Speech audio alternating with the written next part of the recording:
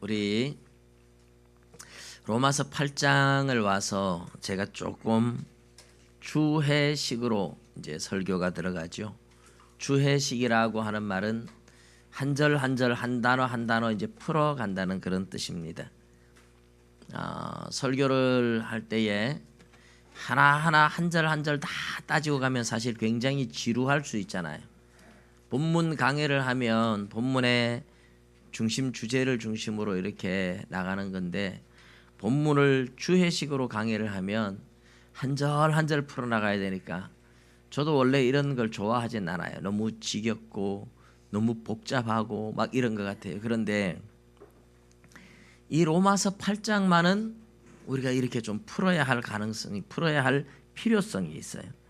로마서 8장을 이제 많은 분들이 로마서를 읽으면서 무슨 소린지 잘 모르겠다. 사실 로마서가 어떻게 보면 굉장히 쉬운 내용이긴 한데 한 절 한 절 들어가서 그 내용을 보면 굉장히 어렵다고 느끼는 분들도 많아요. 근데 이게 굉장히 중요한 말씀들이기 때문에 한 절 한 절 조금 풀어가야 할 필요성이 지금은 있어서 제가 그렇게 하는 거니까, 조금 이제 지겹다 이런 느낌이 드시는 분들은 집에 가서 읽어보셔야 돼요. 미리 다음 주 설교할 것도 읽고, 그리고 내가 무슨 뜻인가를 혼자서 많이 고민해 보시고, 이 본문이 말하고 있는 게 무슨 뜻인지를 읽고 묵상하고 여러 번 읽고 묵상해 보면서 답을 찾아보시면, 그리고 내가 찾은 답과 비교하면서 들으면 훨씬 더 유익할 겁니다. 지난주도 말씀을 드렸지만 지금은 초점이 뭐냐 하면 로마서 8장 1절 2절에 나왔던 내용을 계속 풀어나가는 거예요. 그러므로 이제 그리스도 예수 안에 있는 자에게는 결코 정죄함이 없나니, 믿습니까? 이는 그리스도 예수 안에 있는 생명의 성령의 법이 죄와 사망의 법에서 너를 해방하였음이니라. 아멘. 해방하였대요. 죄와 사망에서 우리를 해방시켜서 우리가 결코 정죄함이 없는 천국 백성이 되었다 하는 이야기를 하고 있습니다. 근데 그게 어떻게 이루어졌느냐 하는 이야기를 또 해요. 하나님이 아들을 보내서 했고, 그 아들이 우리를 위해서 대신 죽어 주셨는데, 그 아들이 하신 그 의로운 삶이 우리의 죄를 위해서 십자가에 못 박혀 죽으면서 우리의 죄를 가져가고 자신의 의를 우리에게 주신, 이게 모든 사람에게 주어지는 게 아니고 뭐예요? 육신을 따르지 아니하고 영을 따라 살아가는 자들에게만 주어지는 율법의 요구가 이루어지게 하는 겁니다. 그러니까 성령을 따라 살아가는 사람들에게만 해당되는 거지, 육신을 따라 살아가는 사람들하고는 아무런 상관이 없다 하는 이야기를 4절에 했어요. 그래서 이제 5절, 6절, 7절, 8절 우리가 지난주에 9절까지 보았는데, 사실 9절은 제대로 본 것이 아니고 이제 5절, 6절, 7절, 8절에 핵심을 두었었습니다. 지난주에 했던 것을 잠깐만 기억을 더듬으면 오늘도 우리가 다시 확인하고 싶은 게 그거죠. 성령으로 내가 거듭났느냐? 내가 구원받았느냐? 내가 천국 백성이 되었느냐? 내가 하나님의 자녀가 되었느냐? 그걸 확인하고 싶은 거죠. 이미 구원의 확신을 가진 사람들은 다시 한번 확인을 하는 기회가 되지만, 사실은 오래 예수 믿고 교회를 다니는 많은 분들도 구원의 확신을 가지지 못하는 경우들이 참 많아요. 구원이 뭔지, 성령으로 거듭났다는 것이 무엇인지, 하나님의 자녀가 되었다는 것에 대한 확신을 가지지 못해서 내가 열심을 낼 때는 구원받은 것 같고, 내가 또 열심을 내지 못하면 구원에서 떨어진 것 같고. 여러분, 우리가 열심을 내고 안 내고 하고 상관없는 거예요. 구원의 문제는 하나님의 은혜로 주어지는 거지 나의 열정이나 나의 노력과는 상관이 있는 게 아닙니다. 믿으시기 바랍니다. 그래서 내 구원이 이루어졌느냐, 내가 하나님의 자녀냐, 성령으로 거듭났느냐, 확실하게 천국 갈 수 있느냐, 이것을 우리가 확인하는 문제는 두 번, 세 번 4번 반복을 해도 괜찮다고 생각이 들어요. 그래서 우리가 과연 성령으로 거듭난 사람들의 특징이 뭐냐, 또는 성령으로 거듭난 증거가 뭐냐, 지난주에도 영에 속한 증거들을 해서 했는데 다시 한번 같은 이야기를 하는 거예요. 영에 속했다, 이 말은 성령으로 거듭났다, 구원받았다, 하나님의 자녀가 되었다, 다 같은 말이라고 생각을 하시면 돼요. 자, 우리가 성령에 속한 자, 성령으로 거듭난 사람, 구원받은 사람이 어떤 사람인가, 그 증거들을 지난주에 보았습니다만 오늘 다시 한번 지난주의 내용들을 상기하면서 오늘 본문을 볼 거예요. 지난주에 그렇게 말씀을 드렸죠. 육신을 따르는 자는 육신의 일을, 영을 따르는 자는 영의 일을 생각하나니, 여기서 육신을 따른다, 영을 따른다 하는 이 헬라 말이 따른다, 쫓는다 이런 말도 되지만 여기서 번역할 때는 어떻게 하는 게 좋다 그랬어요? 육신 아래에 있는 자, 영의 지배 아래에 있는 자, 이렇게 육신에 속한 자, 영에 속한 자, 이렇게 번역하는 게 더 정확한 번역이라고 제가 말씀을 드렸죠. 헬라 말들은 같은 말인데 여러 가지로 번역이 되더라고요. 히브리 말도 그렇고, 특별히 전치사나 접속사나 이런 경우들이 그래요. 그래서 내가 육신의 지배 아래에 있는 사람은 육신의 일을 생각할 수밖에 없는, 성령의 지배 아래 들어간 사람은, 이제 성령의 지배 아래 들어갔다는 말은 성령을 받았다, 성령으로 거듭났다, 그런 말이 되는 거죠. 성령으로 거듭난 사람, 성령이 내 안에 있는 사람, 성령으로 거듭난 사람들은 나오는 생각이 뭐예요? 영의 일을 생각해요. 그런데 성령을 받지 않은 사람은 죽었다 깨나도 영의 일을 생각하지 못합니다. 그러니까 여기에서 이 사람이 성령 받았느냐, 성령을 받지 못했느냐, 이게 뚜렷하게 구분이 돼요. 성령을 받은 사람은 영의 일을 생각하는 겁니다. 성령을 받지 않은 사람은 영의 일을 절대 생각 못해요. 이유가 뭡니까? 7절에 나와 있죠. 육신의 생각은 하나님과 원수가 되나니 이는 하나님의 법에 굴복하지 아니할 뿐 아니라 할 수도 없음이니라. 아멘. 육신에 있는 자들은 하나님을 기쁘시게 할 수 없느니라. 아멘. 육신에 있는 사람들은 하나님을 기쁘시게 할 수도 없고 하나님의 법에 굴복하지도 않고 할 수도 없대요. 그러니까 육신에 속한 사람들은 육신의 일만 생각하는 거죠. 아무리 그 사람이 세상에서 훌륭하고 착하고 똑똑하고 잘 살고 위대하고 선하고 해도 그 사람의 나오는 모든 생각들이 육신의 생각이라 이거죠. 오늘 제가 소개한 구글에 배신하는 이 책도 보면 이 미디어학 교수님이니까 구글에 대해서 아주 잘 알아요. 구글의 모토가 뭐냐 하면 악해지지 말자 하는 게 구글의 모토예요. 악해지지 말자. 근데 아무리 악해지지 말자고 해도 결국은 그들의 생각과 그들의 목표가 뭡니까? 기업을 확장하는 거예요. 끊임없이 기업을 확장하는 거예요. 그래서 많은 인터넷이나 컴퓨터 소프트 회사들이 아주 탁월한 회사들을 영입을 해가지고 영입을 해서 실패하고 아무 소용이 없는 그런 회사들도 많았습니다만은, 그러나 이런 회사를 영입해서 엄청난 효과를 누리는, 그래서 우리 이세돌과 바둑을 뛰어서 이겼던 그것도 구글에서 영입한 회사잖아요. 불과 직원이 한 50명 정도밖에 되지 않던 소프트 회사를 우리나라 돈으로 6천억을 주고 사들인 거예요. 그래서 이세돌과 바둑을 뛰어서 이겼는데 지금은 엄청 발전됐어요. 그 수준의 인공지능 그 기능을 서로 바둑을 뛰게 해가지고 수많은 경우의 수를 계속 서로가 연구하면서 이렇게 하면 안 좋고 이렇게 하면 좋고 막 이러면서 스스로 발전해 가는 거예요, 이제는.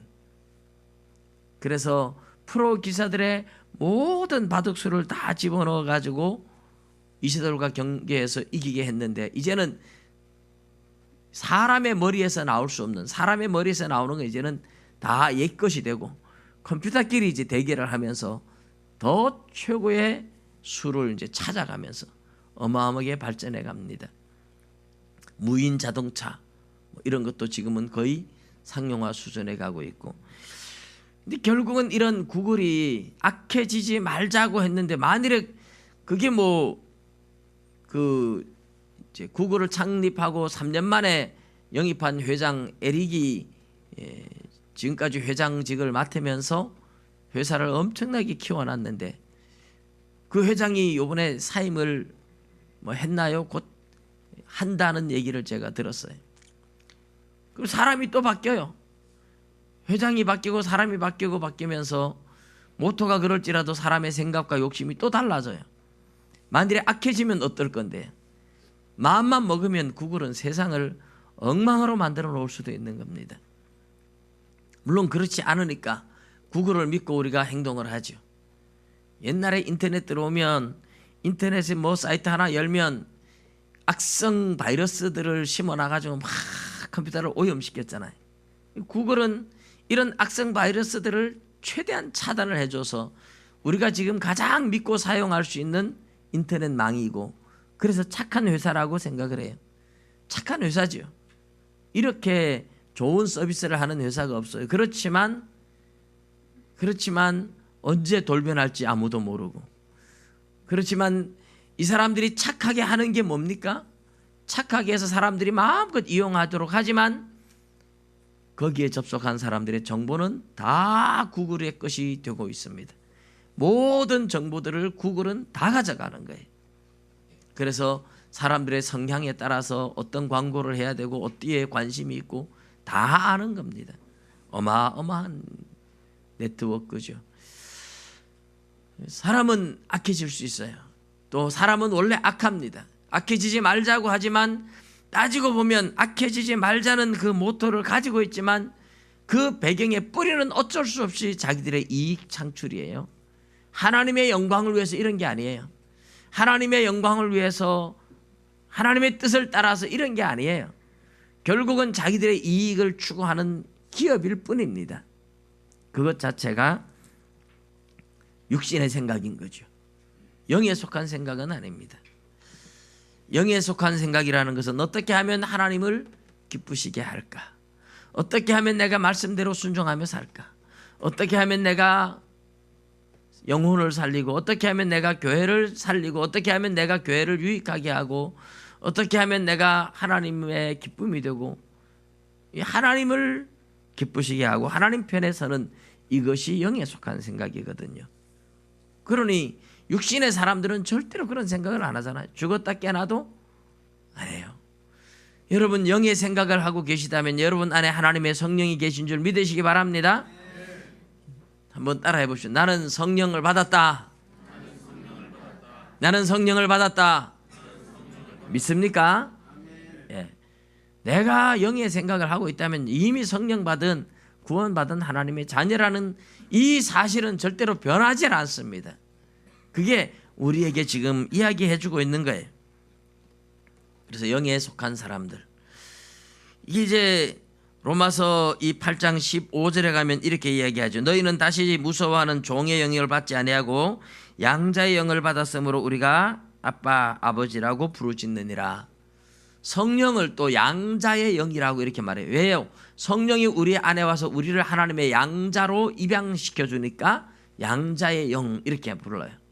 그래서 양자의 영, 성령을 받은 사람이니까 하나님을 아버지라고 부른다는 거죠. 이게 다 성령을 받은 사람들의 특징이고 이것이 성령 받은 증거예요. 고린도전서 12장 3절에 보면 성령으로 하는 자는 예수를 저주할 자라 하지 않고 성령으로 아니하고는 아무도 예수를 주님이라고 부를 수가 없다. 믿습니까? 그게 성경이에요. 그래서 성령을 받은 증거를 방언하고 무슨 은사를 받고 능력을 행하고 이런 데서 찾으면 안 돼요.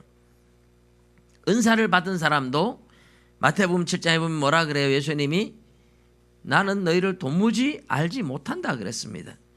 불법을 행하는 자들아 내게서 떠나가라 그랬어요. 그래 성령을 받고 방언을 하고 뭐 은사를 받고 여기에서 우리가 거듭났다 구원받았다 하는 것을 증거를 찾는 게 아닙니다. 말씀에서 찾아야 돼요. 근데 말씀에서 뭐라고 하느냐, 그리스도 예수 안에 있는 자에게는 결코 정죄함이 없다고 말하면서 영에 속한 자들, 영의 일을 생각하는 사람들은 영에 속한 자고 성령을 받았고 그런 사람들은 하나님을 아버지라고 부르고 예수님을 주님이라고 부른다고 하는 겁니다. 이것을 보면 여러분은 성령을 받은 하나님의 자녀인 줄 믿으시기 바랍니다. 내가 하나님을 아버지라고 부른다는 자체는, 내가 예수님을 주님이라고 부른다는 것은, 그리고 내가 하나님의 말씀대로 살고자 고민하고 있다는 것은 내가 이미 구원받은 하나님의 자녀라는 것을 확실한 증거로 삼으시고 믿으시기를 축복합니다. 그래서 내가 교회에 잘 못 나갈 때도 있고, 내가 이렇게 또 육신의 욕망에 따라서 넘어질 때도 있고, 내가 열심도 못 내고 이랬는데 구원을 얻었을까? 이러면서 자꾸 구원에 대해서 흔들리면 안 돼요. 그거하고 구원하고는 상관이 없어요. 성령을 받았으면 그런 고민을 하고 그런 갈등을 한다는 자체가 내가 성령을 받았다는 증거인 줄 믿으시기 바랍니다. 하나님의 말씀대로 살지 못해서 내가 하나님 앞에 죄책감을 느끼고 있고 양심의 가책을 느끼고 괴로워하고 있고, 그게 성령을 받은 사람들에게만 일어나는 증거인 줄 믿으시기 바랍니다. 구원받은 성령을 받은 사람이니까 그런 고민을 하는 거죠. 그러면 그런 고민을 할 때 내가 구원받지 못할까 봐 거기에 대해서 두려워하는 게 아니고, 내가 하나님의 자녀가 되었는데 충성하지 못해서 아버지를 기쁘게 해드리지 못해서 죄송하구나 하는 양심의 가책은 느끼시는 게 맞아요. 그래서 하나님 죄송합니다. 제가 더 열심히 내겠습니다. 제가 더 열심히 충성하겠습니다. 그렇게 각오하고 다짐하고 기도하는 거죠. 자, 오늘 우리가 이렇게 성령에 속했다, 육신에 속한 자가 아니라 성령에 속한 사람은 영의 일을 생각한다. 이게 이제 우리가 거듭난 확실한 증거인데, 지난주에도 우리가 말씀을 드렸습니다만은, 근데 우리가 성경에서 이런 증거들을 많이 봐요. 고린도후서 5장 17절에 보면 누구든지 그리스도 안에 있으면 새로운 피조물, 옛날 사람이 아니라 새로운 피조물이라고 얘기해요. 에베소서 4장 22절에서 24절에도 그 이야기 나오죠. 썩어가는 구습을 쫓는 옛사람을 벗어버리고 의와 진리로 지으심을 받은 새 사람을 입어라. 옛사람 벗고 새 사람 입어라. 너희들은 새 사람이 되었으니까 새 사람이라고 이야기를 하죠. 이 시대를 본받지 말고 마음을 새롭게 함으로 변화를 받아 하나님의 기뻐하시고 선하시고 온전하신 뜻이 무엇인지 분별하도록 하라 하는 로마서 12장 2절 말씀에도 우리가 마음을 새롭게 함으로 변화를 받는다는 것이 그냥 내가 생각을 바꾸었다 이런 게 아니에요. 성령을 받았기 때문에만 가능한 거예요. 새 사람이 되었기 때문에 가능한 거예요. 성령이 왔기 때문에 가능한 거예요. 믿으시기 바랍니다. 이제 우리 완전히 사람이 변한 거죠. 우리 안에 성령이 와서 새 사람이 되었다는 겁니다. 자, 그것을 이제 오늘 10절에 나옵니다. 10절 11절을 보면 우리나라 말로 이 접속사가 제대로 참 이 접속사는 제대로 이렇게 번역을 안 했더라고요. 그런데 이제 헬라 말로 에이 대 하는 말이 접속사로 꼭 들어 있어요. 에이 대 하는 말은, 에이라는 말은 만일 뭐뭐라면 하는 가정법이에요. 만일. 그리고 대 하는 말은 그러나, 그리고, 게다가, 또 이런 여러 가지로 번역을 할 수 있는데 10절에 보면 또 이렇게 번역을 해놨어요. 이 구절과 연속선상에 있기 때문에 그러나로 번역하는 게 사실 제일 좋아요. 구절을 보면 이렇게 말씀하죠. 만일 너희 속에 하나님의 영이 거하시면 너희가 육신에 있지 아니하고 영에 있나니. 하나님의 영이 거하시면 너희들은 영에 속한 자다. 그 다음에 뭐예요? 누구든지 그리스도의 영이 없으면 그리스도의 사람이 아니라. 그리스도의 영이 없으면, 성령이 없으면 그리스도의 사람이 아니다. 또 이렇게 번역하는 것보다 그러나 이렇게 번역하는 게 자연스럽지요. 그러나 그리스도께서 너희 안에 계시면, 바로 앞에 뭐였어요? 그리스도가 없으면 그리스도의 사람이 아니다. 그러나 그리스도께서 계시면, 이렇게 번역하는 게 맞다는 겁니다. 그러나 그리스도께서 너희 안에 계시면 몸은 죄로 말미암아 죽은 것이나 영은 의로 말미암아 살아 있는 것이니라. 그리고 이제 11절에도 A 대가 들어있는데 여기는 또로 번역하는 게 맞죠. 근데 우리 기록을 안 해놨어요. 또 예수를 죽은 자 가운데 살리신 이의 영이 너희 안에 거하시면 그리스도 예수를 죽은 자 가운데서 살리신 이가 너희 안에 거하시는 그의 영으로 말미암아 너희 죽을 몸도 살리시리라. 이 복잡하게 막 다 아시려고 하실 건 없어요. 그러나 제가 설명하는 건 잘 들으시면 돼요. 10절에 예수님이, 성령님이 우리 안에 계시면 몸은 죄로 말미암아 죽었고 영은 의로 말미암아 살았다, 이렇게 얘기를 해요. 자, 성령을 받았다고 우리 지금 고백했잖아요. 우리 저와 여러분 다 성령을 받았어요. 그러면 우리 몸은 뭐라고요? 죄 때문에 우리 몸은 죽었어요. 영은 살았다고 얘기를 해요. 내 몸이 멀쩡하게 살아있는데 뭘 죽었습니까? 이렇게 이야기하기 쉽죠. 근데 성경이 뭐라 그래요? 우리 몸은 죽었답니다. 죽었다는 걸 믿어야 돼요. 그럼 영은 살았대요. 도대체 내 몸이 이렇게 멀쩡하게 살아있는데 왜 죽었다고 합니까? 성경에서 죽었다 살았다 하는 말은 하나님과의 관계를 말하는 거예요. 하나님과의 관계. 몸은 에덴 동산에서 아담과 하와가 죽지 않고 병들지 않고 아프지 않고 영원히 살 수 있는 몸을 가지고 있었던 이유는 하나님의 은혜가 우리 몸에도 임하기 때문에, 우리 몸도 죽지 않고 썩지 않고 아프지도 않고 병들지도 않는 몸이었어요. 영광스러운 몸이었어요. 찬란하게 빛나는 몸이었어요. 영도 하나님의 은혜가, 그러니까 우리는 몸과 영혼을 가지고 있는데 하나님의 은혜가 우리의 몸과 영혼에 같이 임함으로써 마치 우리 전기불이 전선에 연결돼 가지고 전기가 계속 공급되면서 전기불이 들어오잖아요. 근데 전기가 끊어지면, 전선을 끊어버리면 불이 더 이상 못 들어오는 거하고 똑같이 하나님의 관계가 끊어졌던, 에덴 동산에서 쫓겨나면서 사람과 하나님의 관계가 끊어졌어요. 하나님의 은혜가 임하던 통로가 끊어져 버렸어요. 하나님으로부터 쫓겨났어요. 그래서 사람은 몸과 영혼이 다 죽었던 존재들입니다. 왜요? 하나님의 은혜를 공급받아야만 사는 존재인데, 우리 수돗물이 나오는 거는 왜 나옵니까? 정수장에서부터 우리 집의 가정의 수도까지 수도관이 연결되어 있기 때문에 물이 공급되는 거잖아요. 어딘가 터지고 끊어지면 물이 더 이상 안 나오는 거죠. 어제 아프리카 탄자니아에 단기 선교 한 달간 갔다 온 청년을 만났는데, 이 청년이 한국에선 쉽게 너무너무 호강하며 잘 자라는 청년인데 그래도 신학교를 가고 갔어요. 거기는 물이 안 나와요. 이렇게 물이 안 나와요. 물이 나올 게 있어야지 나오죠, 그죠? 거기는 무슨 물을 쓰느냐?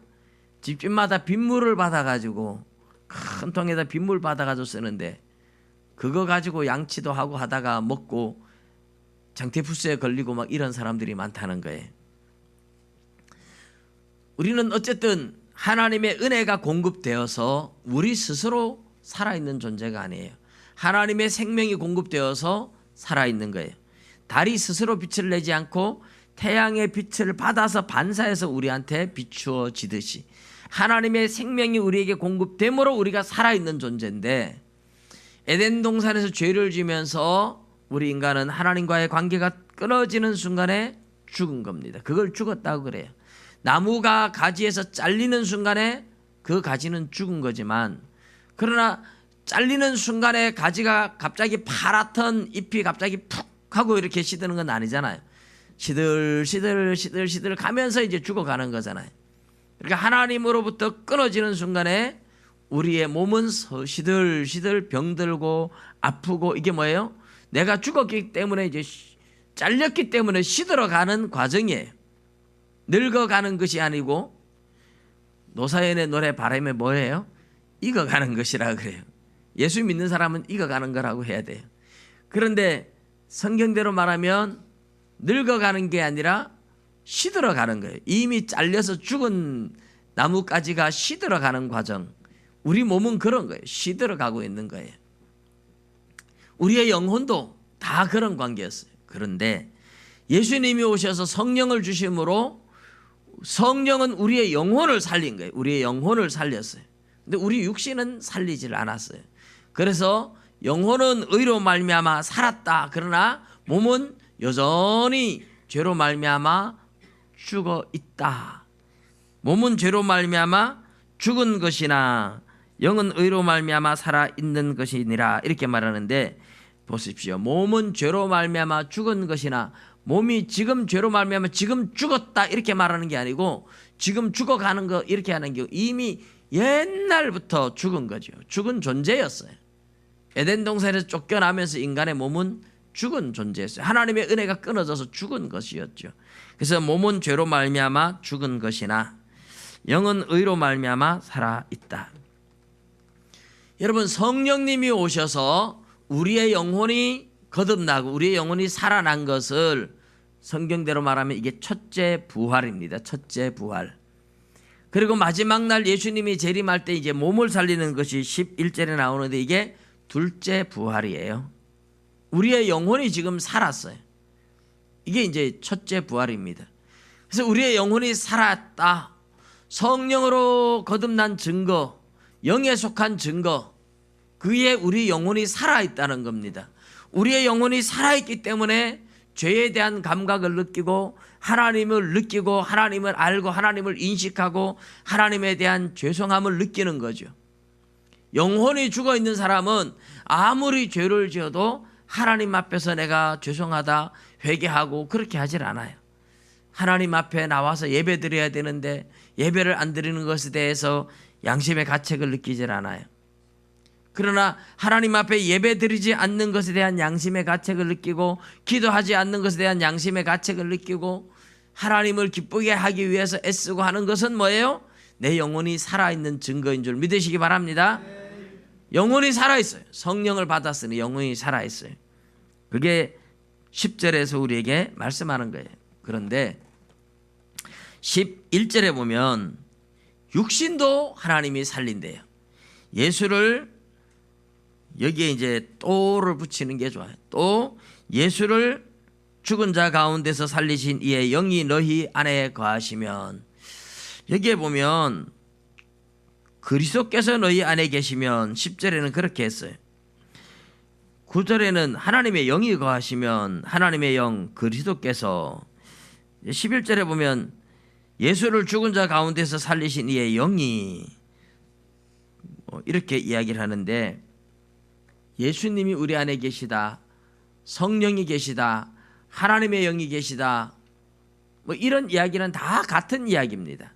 성부, 성자, 성령 한 하나님이시기 때문에 근본 본체가 하나고 영광과 권능과 존귀가 동등하시기 때문에 성령님이 우리 안에 와 계신 것을 하나님이 우리 안에 계시다, 예수님이 우리 안에 계시다, 하나님의 영이 계시다, 예수님의 영이 계시다 이렇게 막 혼돈해서 쓰는 겁니다. 그렇게 쓸 수 있고 그렇게 써도 되는 것이며 그렇게 쓰는 이유들이 또 따지면 다 있어요. 우리에게 말해주고 싶은 것이 있어서 그리스도가 계신다 했다가 하나님의 영이 계신다 했다가 다양하게 쓰는 겁니다. 그러나 우리는 복잡하게 생각할 것도 없고 성령이 우리 안에 와 계신다, 성령으로 거듭났다, 그렇게 믿으시기 바랍니다. 그래 생각하시면 돼요. 예수를 죽은 자 가운데서 살리신 이의 영, 하나님의 영, 성령님이 너희 안에 거하시면, 성령님이 우리 안에 계시면 그리스도 예수를 죽은 자 가운데서 살리신 이가 너희 안에 거하시는 그의 영으로 말미암아 너희 죽을 몸도 살리시리라. 할렐루야. 우리의 죽을 몸도 살리신대요. 우리의 육체를 말하는 겁니다.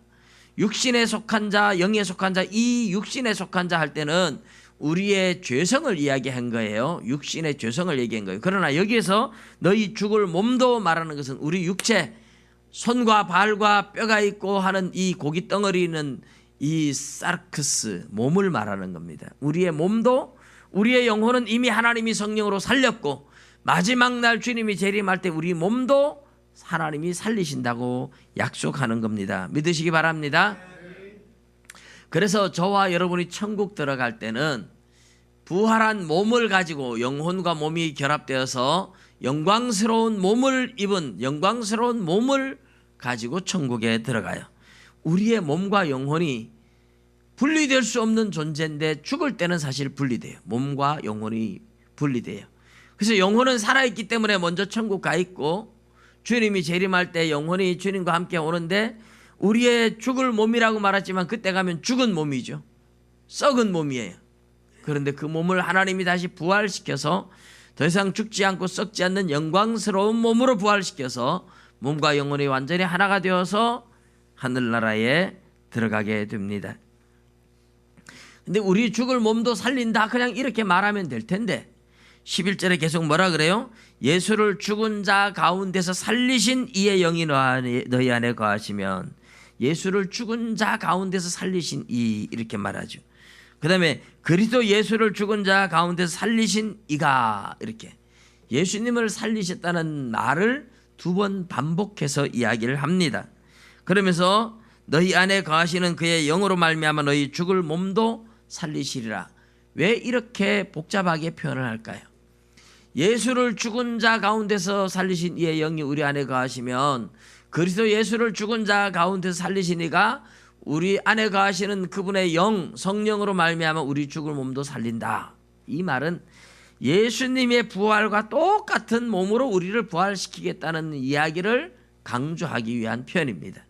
우리의 몸이 살아날 때 여러분 예수님의 몸과 똑같은 영광스러운 몸으로 살아나는 줄 믿으시기 바랍니다. 예수님의 몸이 어땠어요? 성경에 보면 예수님 부활하신 몸이 어땠어요? 제자들이 모여 있는데 갑자기 나타났어요. 그리고 제자들이 유령인가 하고 두려워할 때에 예수님께서 뭐라고 하십니까? 유령은 살과 뼈가 없어도 나는 살과 뼈가 있다. 나를 만져봐라.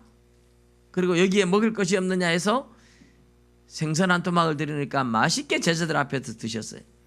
여러분 세상 사람들이 귀신 온다고 제사 지내는데 제사 지내니까 고기가 없어집니까? 안 없어져요. 왜요? 살과 뼈가 없는 영은 귀신들은 온다고 해도 사실 거기 죽은 조상의 귀신이 오는 것도 아니지만 마귀가 오겠지만 먹지도 않아요. 근데 예수님은 살과 뼈를 가지고 있는 육체를 가지신 몸이에요. 그러니까 고기도 드세요. 그럼에도 불구하고 아프지도 않고 병들지도 않고 순식간에 나타났다가 순식간에 사라지기도 하고 시간과 공간을 뛰어넘는 이런 몸을 가지고 살아난다는 거예요. 예수님이 친히 사두개인들한테 말씀하실 때도 뭐라 그랬어요? 장가도 아니가고 시집도 아니가고 하늘에 있는 천사들과 동등이라 그랬어요. 몸을 가졌지만 몸이 없는 천사들의 그 영과 비슷한 우리의 몸은 정말 신비한 몸, 썩지 않고 병들지 않고 아프지 않고 죽지 않는 영광스러운 몸을 가지고 천국에 들어갈 줄 믿습니다. 그런 몸으로 하나님이 우리를 다시 살리신다고 약속을 하고 있어요. 그래서 저와 여러분이 예수님을 믿어서 내가 하나님을 믿어서 하나님을 알고 하나님을 기쁘시게 하기 위해서 살아가고 있다면 나는 이미 구원 얻은 하나님의 자녀요 언젠가는 내 몸도 영광스러운 몸을 입고 천국에 들어갈 것이라는 것을 믿으시기 바랍니다. 그 믿음이 우리를 세상에 살아갈 때에 우리를 거룩하게 살아가도록 만들어주는 힘이에요. 그 믿음. 그 천국 소망이 없다면 우리가 그런 믿음의 눈이 열려지지 않으면 어떻게 살까요? 세상에서 무엇을 먹을까? 무엇을 마실까? 무엇을 입을까? 세상 염려하고 살아갑니다. 그러나 천국에 대한 이 확실한 믿음과 소망이 있는 사람은 세상에 소망을 두지 않아요. 하늘에 소망을 두고 그래서 우리 보물을 하늘에 쌓아둔다고 이야기를 하죠. 마태복음 6장에 예수님 그렇게 말씀을 하세요. 너희 보물을 하늘에 쌓아두라. 땅에 쌓아두지 마라. 땅에는 도둑이 구멍을 뚫기도 하고 동록이 해하기도 하지만 하늘의 보물은 아무도 손대지 못한다. 그런데 눈이 어두우면 온몸이 어둡고 눈이 밝으면 온몸이 밝은 것처럼 너희 믿음의 눈이 없으면 하늘에 소망을 두지 못하고 땅에 소망을 두고 살아가는 거다. 그래서 늘 무엇을 먹을까 마실까 염려하며 살아가는 존재들, 그게 세상 사람들이라는 거죠. 믿음의 눈이 열린 사람들은 그렇게 살질 않아요. 하늘에 소망을 두고 그래서 먼저 그의 나라와 그의 의를 구하며 살아가는 것이 믿음의 눈이 열린 사람들이요, 하늘에 소망을 둔 사람들입니다. 여러분, 내가 성령을 받은 하나님의 사람이라면, 그리고 언젠간 들어갈 영광스러운 천국을 확실하게 믿는다면, 이 세상에 먹고 마시고 입고 하는 세상 염려를 내려놓고 하늘의 소망을 가지고 믿음으로 달려가셔야 됩니다. 믿음으로 달려갈 수 있습니다. 천국 소망을 가졌기 때문에 가능합니다. 이 땅에 살다 가는 것은 나그네 인생입니다. 좀 더 잘 살 수도 있고 좀 더 못 살 수도 있지만 그렇게 중요한 건 아니에요. 어느 목사님이 저한테 그런 얘기를 하더라고요. 목사님들이 노후에 대해서 나이가 들어가니까 되게 걱정을 많이 하시는 것 같아요. 그래가지고 큰 교회들은 한 달에 200만 원씩 퇴직금을 적립하는 교회도 있고 그런데 본인은 아무것도 못하고 개척교회다 보니까 아버지의 유산으로 한 2억 정도 넣어놨던 것도 이제는 많이 써서 얼마 안 남았다, 이렇게 얘기를 하시면서 박 목사님은 걱정 안 해도 되겠네, 노후 보장 다 준비해놓고 그렇게 한다고 그러더라고요. 그래서 가만히 생각을 제가 해봤어요. 나는 얼마나 노후 보장을 해놨나.